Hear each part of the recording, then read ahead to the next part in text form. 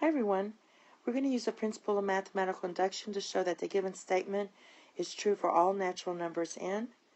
And the first thing we're going to show is that it works for condition 1.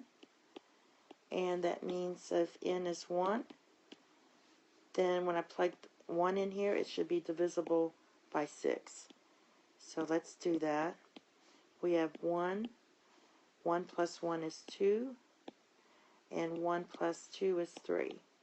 This equals 6, and 6 is indeed divisible by itself, 6. So now we're going to check for condition 2, and I'm going to write in k. So we have k, so k plus 1 times k plus 2.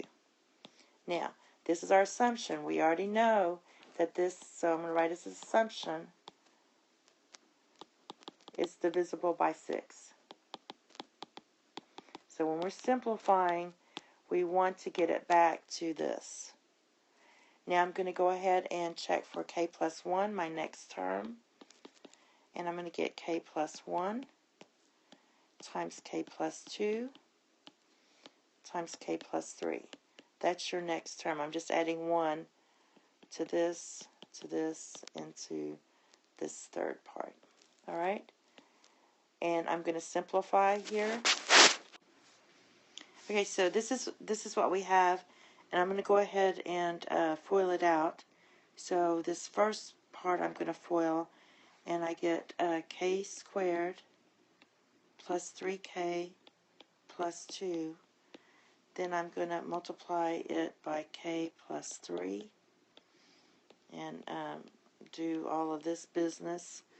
And I'm going to get k cubed plus 3k squared plus 2k plus 3k squared plus 9k plus 6.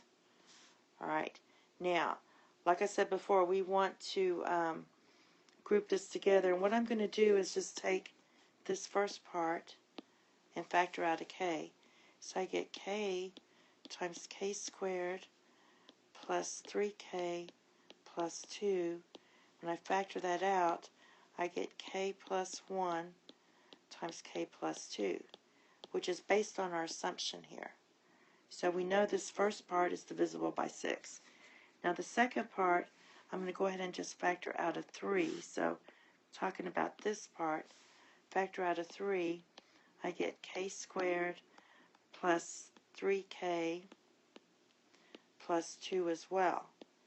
So in this part, we have a 3 here, which is k plus 1 and k plus 2. Now this is where you have to put your thinking cap on a little bit. We already know that for condition 2, that this is divisible by 6. That means that either this is even, whoops, I didn't even write this right. How many times do I do this? Okay, so this is k plus 2. Or this part is even. Now, even means it's 2. 2 would be even, or 4, something like that. So for example, if k is 1, then we'd get 3 times 2 times 3. And we have a 6 here, so that's divisible by 6, so this works. Or you could plug in 2. If you plug in 2, you're going to get 3 times 3 times 4.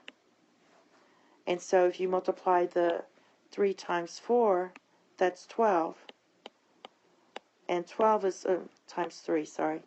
And 12 is divisible by 3. So basically what this is saying is that if this is even, then this is odd. And, or vice versa. If this is odd, then this is even.